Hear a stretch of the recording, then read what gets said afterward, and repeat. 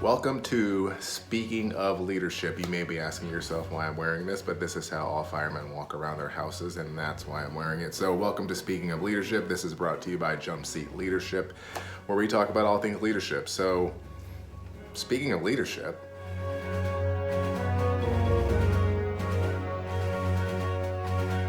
welcome back to Speaking of Leadership, brought to you by Jump Seat Leadership. I am Josh Chase, and yes, I am sitting in the chair once again for some leadership knowledge. So, what is the measure of a good leader, especially when it comes to the fire service? I don't have a single answer to that question, and I posted something last week about it, and I've gotten some pretty good comments, and I'm telling you, this is something that's really challenged me because I teach leadership. I write books on leadership, I look at other people and I'm like, oh man, I don't think they're a good leader, but what makes me a good leader? What makes me qualified to lead in the fire service? So am I just a self-proclaimed leader that goes around talking crap about other people that I don't think can lead themselves or others well, or am I actually a leader?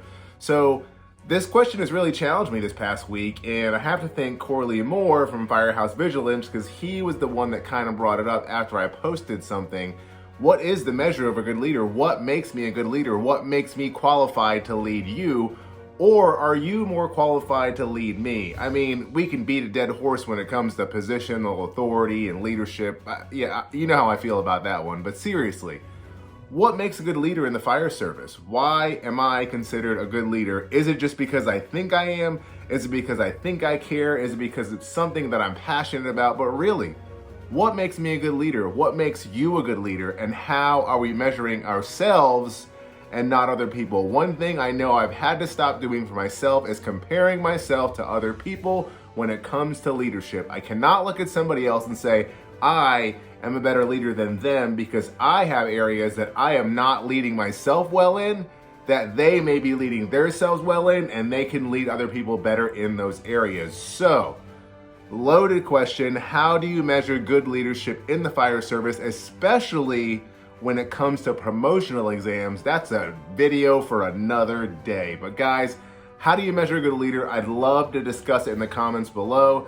If you haven't checked out Jump Seat Leadership, the YouTube page is up. And speaking of leadership, all the episodes, you can catch them on there. So head on over to YouTube, Jump Seat Leadership on YouTube. All these episodes, you can get them on there. I think we're up to like 18, 20 episodes right now. Not really sure. It'll be on the thing here. But guys, listen, until next time, I still need you to keep leading from the jump seat, and I will see you next week.